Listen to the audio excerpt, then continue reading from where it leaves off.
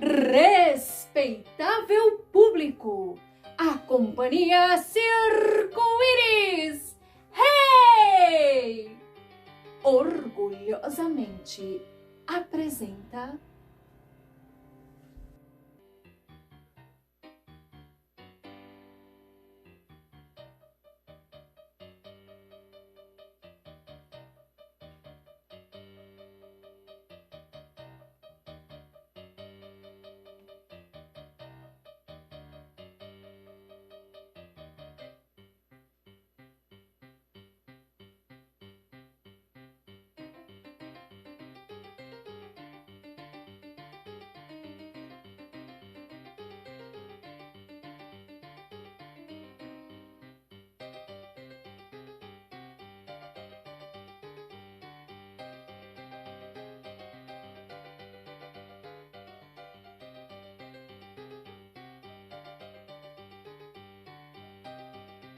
Circo de Papel e Pano é uma experimentação artística que aconteceu entre janeiro e abril de 2022, fruto de projeto selecionado pelo edital Aldir Blanc 2021, executado com recursos do Governo Federal e Lei Aldir Blanc de Emergência Cultural por meio da Fundação Catarinense de Cultura. Experimentação. Aquilo que provamos sem nos esbaldar. Como pesquisa cartográfica, Circo de Papel e Pano foi como um sobrevoo, às vezes mergulho, no que poderá existir a partir do que agora é possível ser e fazer, e também sobre aquilo que fiz e fui. Inicialmente, o objeto do projeto era sobre o encontro de bordas e a tessitura de saberes entre os campos da performance, palhaçaria e o teatro de formas animadas a partir da minha trajetória como artista. À medida que revia meus diários de bordo, lia ou relia referências, vasculhava objetos, bonecos e figurinos, pude me encontrar comigo.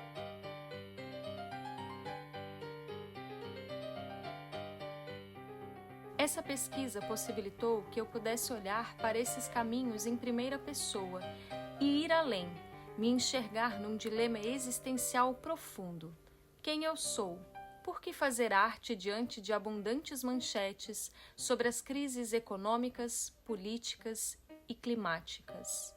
Eu sou Rafaela Catarina Quinas, tenho 31 anos e desde os 7 faço teatro.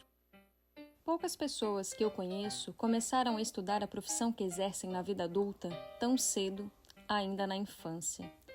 De 1997, quando comecei a fazer teatro, para agora, muitas coisas mudaram no mundo e em mim.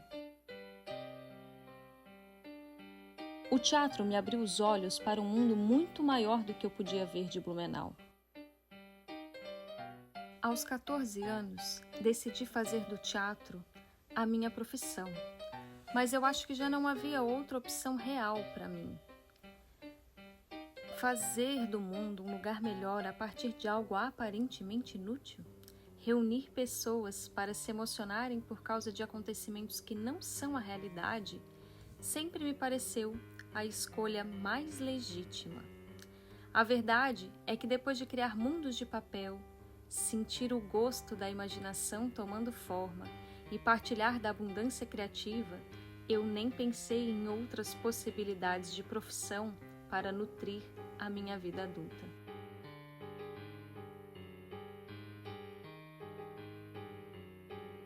Às vezes, me pergunto se para honrar aquela criança, vale a pena se manter numa profissão pela qual é preciso lutar tanto o tempo todo.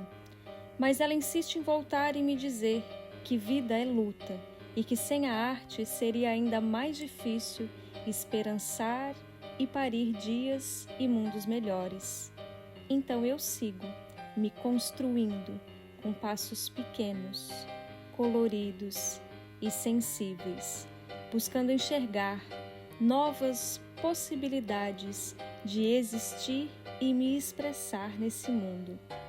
Durante a pandemia, a migração temporária e obrigatória para as redes e suportes audiovisuais foram e têm sido um embaraçado desafio, como agora, nesse vídeo.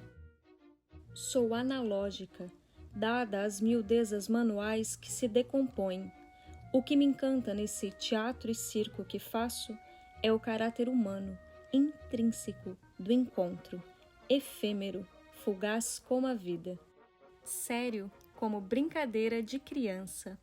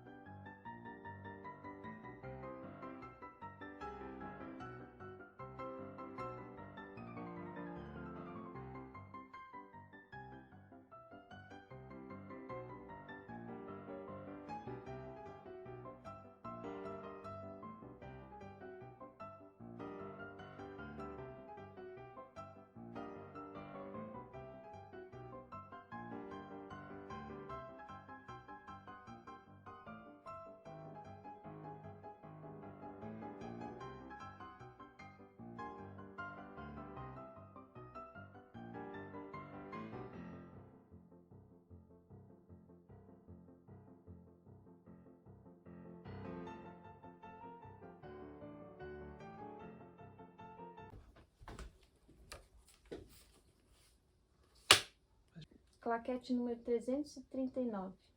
Gravando. Tá gravando? Tá gravando.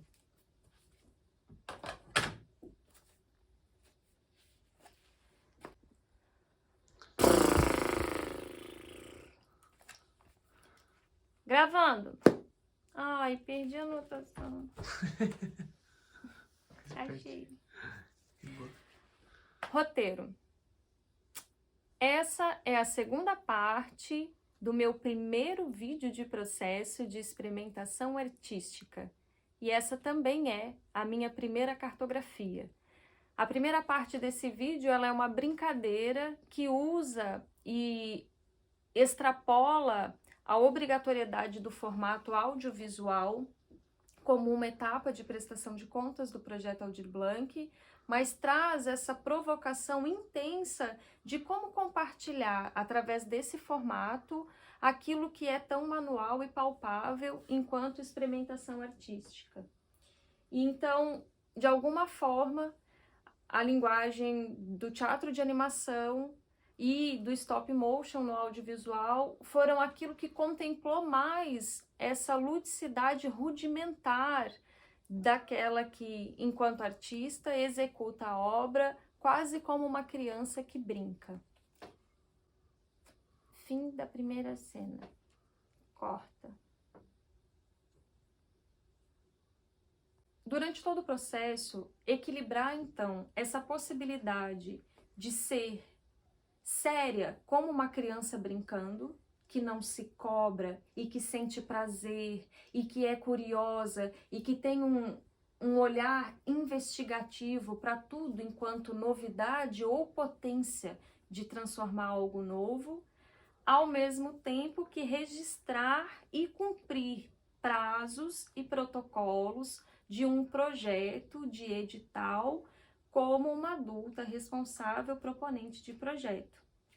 Equilibrar essas duas dinâmicas fez com que eu tivesse que entender que, mais do que impor uma disciplina, era necessário impor um processo de escuta, capacidade de ler as dinâmicas e desafios de uma retomada presencial e de uma rotina híbrida entre presencial e online, e a possibilidade de amalgamar nessa rotina um processo criativo que tivesse sim a duração de 4 meses e a sua conclusão, mas que também pudesse permanecer enquanto treinamento, enquanto válvula de escape para não explosão e perca total na burocratização do cotidiano e da vida, etc, etc, etc.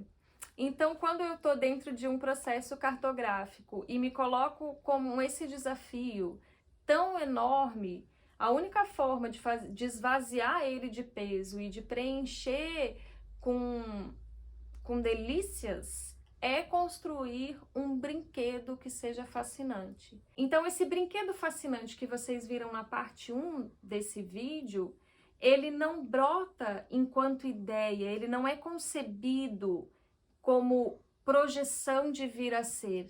Ele é construído parte a partir de pequenos objetos e materiais e restos de outros espetáculos que vão se transformando num único brinquedo só.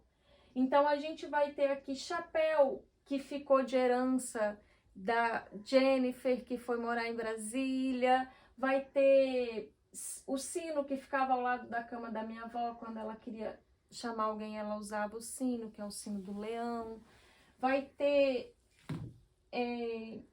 flores, que é da guirlanda da porta da nossa casa, vai ter processos mais intensos de pesquisa, como, por exemplo, essa instalação que fica aqui do lado direito, que é um galho de tangerina com casca de pitanga abraçando uma folha de amora. que é uma composição, que é a primeira composição desse trabalho, que é feita junto com uma coordenação do Rafael Keller, da Entre Teatro Performativo, depois de uma prática de sala, trabalhando com ativação do corpo, de musculaturas internas e de relação com o chão. E quando ele me convida então para terminar essa prática, indo para fazer uma observação do meu jardim, das coisas vivas ou não vivas que estão ali, que pudessem compor um corpo, que fosse um corpo meu, também orgânico. E quando eu trago essa peça, esses pedaços, ele diz, agora pegue linha, agulha e um suporte para costurar isso e fazer um boneco que seja sua representação. E a gente já tinha passado várias vezes por exercícios em que eu tinha que me desenhar depois da sala. E esse desenho também, ele foi saindo cada vez mais da ideia de um corpo, como é concebido o corpo, para uma percepção do corpo, de sensações e latências e calores e dores. Então, quando eu costurei esse totem, todo o resto começou a brotar.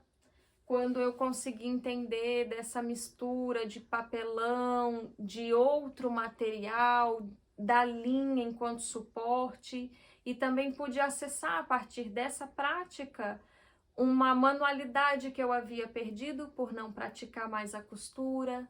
Pude identificar nessa estética referências das raíças do Humberto Soares, meu amigo artista, que também está pesquisando teatro de papel. Eu pude relembrar do meu teatro lambe-lambe, que chama o Menor Circo da Terra, que é uma caixa de papelão, que tudo dentro é papelão ou LED. E dentro desse breve disparador, um mundo inteiro de possibilidades e dobras e memórias começou a brotar. Um mundo inteiro, um mundo mágico. Toda essa provocação material a partir de um disparador físico, depois do processo de sala de ensaio, eu consegui me conectar com a necessidade desse processo ser um processo artesanal. E isso tudo veio antes do boneco, tudo isso veio antes do circo, tudo isso veio como uma possibilidade de construir um universo de acolhimento, que tem a ver também com a necessidade de construção de privacidade entre aquilo que é a sala de estar da casa dos habitantes desse circo-íris e aquilo que é a sala de ensaio desse espaço. E é um grande desafio isso, sobretudo numa retomada de trabalho presencial. Quando essa dinâmica de ocupação de espaço e de criação de espaço cênico começou a tomar uma materialidade, uma rotina ficou mais presente no processo do que aquilo que ela havia sido projetada, que foram as imersões, né? Janelas de fins de semana ou de dias no meio da semana, mas que eu encarava como fim de semana, não porque eu não fosse trabalhar, mas porque eu não ia trabalhar enquanto produtora ou agente cultural, mas ia me dedicar a esse lugar criativo como artista brincante e reunir acervos. Então, os primeiros materiais, depois desses, a serem manipulados, foram os acervos de figurino, onde eu pude encontrar uma variedade enorme de figuras e cores e tecidos e memórias, porque alguns desses figurinos eles já eram meus, outros desses figurinos são acervo para alunos e montagens coletivas, mas também possibilidades de universo. Então, de repente, eu fui percebendo que existia uma gama muito grande de cores, de roupas preto e branca. Fui percebendo que tinha uma gama muito grande de tules e rendas que remetiam a uma ideia mais clássica de circo. E então eu fui separando por universos. Quando eu comecei a ir para o lugar dos objetos, eu consegui reparar nos objetos esse mesmo padrão das roupas. Então comecei a fazer uma cartografia por ilhas de materialidades possíveis para que eu pudesse garimpar combinações. Quando eu chego a essa coleção de objetos e bonecos e possibilidades, existem outras 4 que eu consigo olhar daqui, literalmente espalhadas pela sede, fazendo uma bagunça tremenda. Outras 4 ilhas, que agora eu só faço um voo superficial por elas e percebo, as coisas daqui têm a ver com uma estética de rua, com a sua memória calherreira, tudo cabe numa mochila, é fácil de repor. Massa. Aqui eu consigo ver o lambe-lambe, a estátua, a figura que tem a ver com um universo mais lírico. Sabe Deus se essa é a palavra. Voltando aqui para a coleção desses materiais. Quando eu chego nessa coleção de materiais, eu já descartei um monte de outras coisas. Então isso me facilita também entender que esse é o conjunto de brinquedos. E quando eu tenho um conjunto de brinquedos, eu sinto, agora eu posso trazer o circo, agora eu posso trazer o teatro de animação, agora eu posso trazer a performance, porque agora eu já não vou mais objetivar, né, enquanto brinquedo. E quando eu chego a esse brinquedo aqui, essa coleção de brinquedos, a esse universo, quer dizer que eu já testei vários outros brinquedos, outros figurinos, outras estruturas e cores e papéis, enquanto brincava. E na brincadeira, na experimentação, eu consegui definir que alguns realmente deveriam ficar para fazer parte desse grande jogo circo de papel e pano. E os primeiros que fazem parte desse jogo são os dedoches, que aparecem na cena. Esses 4, tá, dá pra ver? Ai, que lindos! Nossa, são muito amados. Eles faziam parte, eles não são bonecos, eles não têm nariz, por exemplo, quando eles ficam de lados, eles não são eficientes para comunicação cênica, mas eles são afetivos, então eu decidi brincar com eles. E se em algum momento eu tiver a ambição de transformar isso aqui em algo que não seja para eu brincar, como brinquedo fascinante, eu tenho consciência de que eu vou ter que possivelmente colocar eles em outra posição, que talvez na minha caixa particular e privada de brinquedos, e substituí-lo por atores mais jovens ou mais especializados, que possam cumprir a sua função de comunicação, mas com bonecos, talvez bonecos feitos para cena, talvez bonecos encomendados para cena, eu não chegaria a essa capacidade, essa brincadeira que esses aqui me proporcionaram, que é o fato de que eles me lembram do Daniel, filho da minha comadre, que usava esses dedoches dentro de uma luva, que é uma das partes do figurino que eu separei para essa coleção de brinquedos.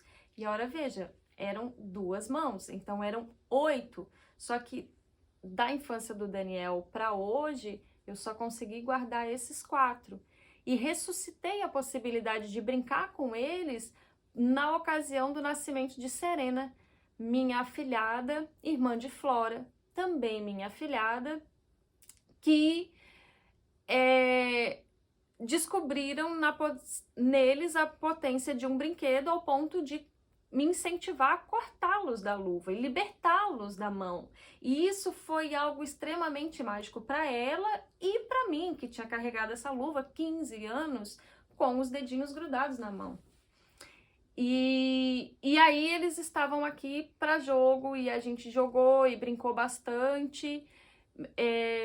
E dentro desse lugar, construindo relações, personalidades, onde cada um deles dorme, o que cada um deles gosta de de ter junto de si, né? O amarelo gosta de ter coisas douradas e amarelas, então ele fica perto do cine, desses lugares dentro do cenário, porque tem a ver com essa personalidade luminosa, leonina que ele tem. Então, criando coisas como essa, vai fazendo com que essa brincadeira também vá ficando mais complexa e sendo, de repente, futuramente disparador de dramaturgia, seja a partir da personalidade do boneco construído assim, ou mesmo a partir dessa história, que é a memória da onde ele veio e como ele se libertou e tudo, né? Ou, por exemplo, eu não gosto muito dessa figura enquanto dono de circo, né? Eu gosto dessa figura enquanto lanterninha. Veja bem se não é um lanterninha.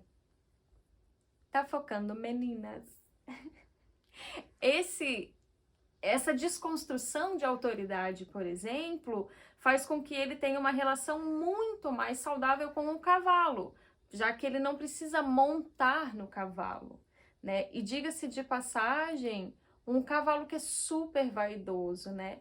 Então, dentro dessa lógica, eu poderia ficar falando horas da relação que nós criamos nesses 4 meses, mas não vem ao caso, queridos. Boa noite, descansem. Eu também tenho nessa estrutura outras 2 bonecas. Essas bonecas, elas têm uma característica que, para mim, é a mais marcante, ela é a boneca mais comum que você vai ver na feira, no centro de educação infantil, na mão das crianças. E, de alguma forma, ela tá atrelada a esse lugar quase do dedoche, desse lugar da onde ela habita, desse brinquedo assim que, né, vai se perder embaixo do sofá e vai perder um olho. Ela tá dentro desse lugar daquilo que é para ser surrado, usado, entende? Verdadeiramente. No entanto, que essa aqui, ela estava no lixo de uma escola de educação infantil perto de um lugar onde eu morei em Blumenau. E eu achei uma afronta tão grande deixar ela no lixo. Ela era acompanhada naquele momento, não é? De um conhecido nosso, Neuroses. Nós também resgatamos ele do lixo. Ele também está entre nós, mas por um motivo de ele ser um homem branco, não é? Eu decidi deixar ele de fora dessa brincadeira, porque vários momentos ele queria ficar só falando, não é? Isso. E aí eu fiquei só com ela nesse jogo de brinquedos. Só que, de algum modo, ela nasceu para ser dupla. Isso ficava muito evidente, né, nos jogos que eu me propunha a fazer. E aí, eu lembrei que a Jennifer, na mesma herança do chapéu, tinha deixado alguns bonecos. E aí, ora veja, quem veio morar com a gente, não é mesmo de Chita, toda. E aí uma jovem, e aí isso também criou pra mim uma relação. Não vou vestir elas agora porque eu não vou jogar, né? E eu preciso ter foco para terminar os 30 minutos desse vídeo. Mas cria também uma relação entre elas, esse lugar da juventude. E é claro, e a mesma coisa em relação ao lugar estético delas, né? Elas não são bonecos também pensados para uma empanada. É muito difícil ajustar o foco, ela tem brilho no olhar, quer dizer, para ir para a cena precisaríamos de uma equipe de cabelo, maquiadora, figurinista, não é mesmo? E todas vão adorar esse processo, e esse processo vai ser brincadeira, se vir a ser, que possivelmente será, né, porque nós já nos comprometemos. Então, durante essa criação de relação, brincar com ela enquanto ela brinquedo me fez mais benefícios do que agora, durante só 4 meses, de repente, encontrar o tecido ideal, com a coisa ideal, e mudar o cabelo, e tirar os olhos, né? Que foi o que aconteceu com Neuroses, diga-se de passagem, que é o boneco que eu encontrei com ela, né? Eu tirei os olhos para testar, e aí fui fazendo experimentação de como que pode ser isso, mas não me ative a fazer perfeito, a buscar a melhor técnica. Também encarei aquilo como um ato de exercício, né? Inclusive da busca por aquela manualidade que lá no início do processo eu já havia percebido que eu perdi. E aí isso também encontra, com licença, isso também encontra reverberação na forma como eu vou encontrando e solucionando as coisas do cenário. Num primeiro momento, o meu principal local de brinquedo são as partes da frente, não os bastidores, né? É assim que eu chamo. Frente e bastidores. Então aqui a gente tá vendo a frente plana do teatro e aqui a gente tem algumas estruturas que são brincadeiras, né? Então ali tem uma estrutura que é cartaz, que é onde é esse lugar de anunciar qual é o tema da brincadeira de hoje, que isso é uma coisa que me ajuda a brincar, pensar, hoje vai ser escolinha, hoje vamos brincar de mercearia. Então e aí hoje em cena tem o quê, né? Porque também tem a ver com circo. Então ali esse lugar do cartaz, embaixo tem essa galeria de personagens para que eu possa encontrar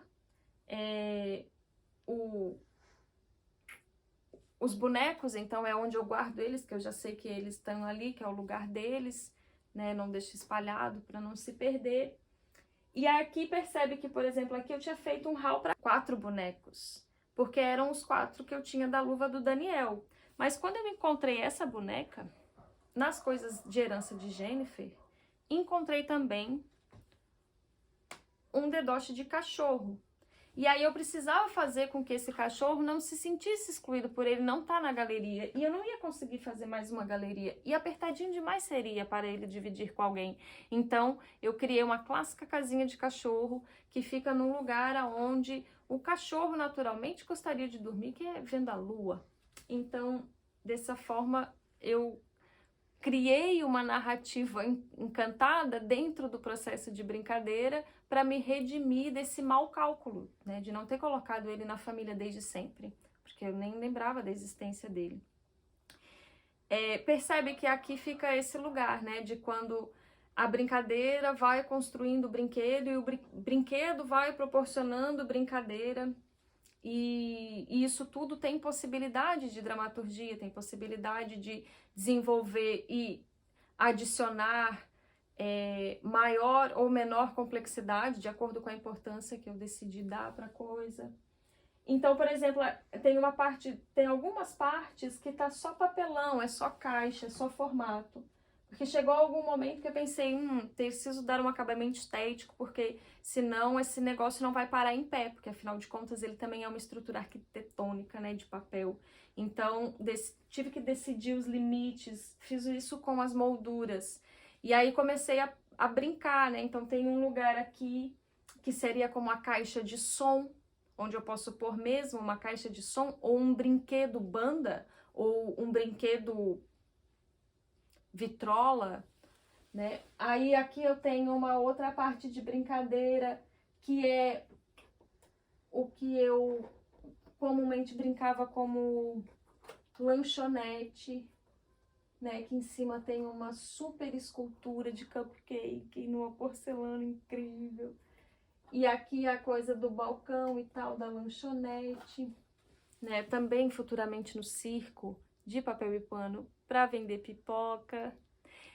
Então, algumas coisas dessas estão para fazer, por fazer. Eu, como criança brincante, como artista pesquisadora experimentando, me contentava com o papelão cortadinho assim, porque já era o suficiente para eu me recordar desse lugar. Mas em determinado momento quis botar essa escultura que eu achei incrível que eu fiz. E pensei, isso vai valorizá-la. E aí acabei criando outros complexos de coisas que eu fui deixando por fazer. Também por entender que esse era o momento de experimentar e não de aprimorar e terminar as coisas. Então, essa é uma característica que fez parte desse processo, que é não buscar definir a forma, mas também não deixar de pensar a forma quando a coisa já é latente, né? Como o caso de resolver a questão do equilíbrio do brinquedo com as molduras, ou escolher e eleger a possibilidade de que aqui pode ser uma lanchonete, então vou brincar, vou experimentar essa lanchonete. Isso vai me dando formatos possíveis, materialidades possíveis, brincadeiras possíveis, mas ainda assim sem deixar com que ela permaneça sendo um campo que pode se transformar em outra coisa de acordo com a minha necessidade, o tema da brincadeira do dia e a necessidade dos bonecos que moram ali e também daquilo que eu quero dizer. Porque quando esse brinquedo assume essa complexidade, ele também pode estar a serviço de eu usá-lo, ele usá-lo, ele me usar, a gente juntos comunicar coisas que valem a pena de ser ditas através do circo, do teatro, da performance, e que podem parar de ficar enclausurados e em distanciamento social, exclusivamente na sala da Companhia Circo-Íris, e passar aí para o mundo e dialogar com outras pessoas e outros brincantes mundo afora. Fim da parte 2. Corta.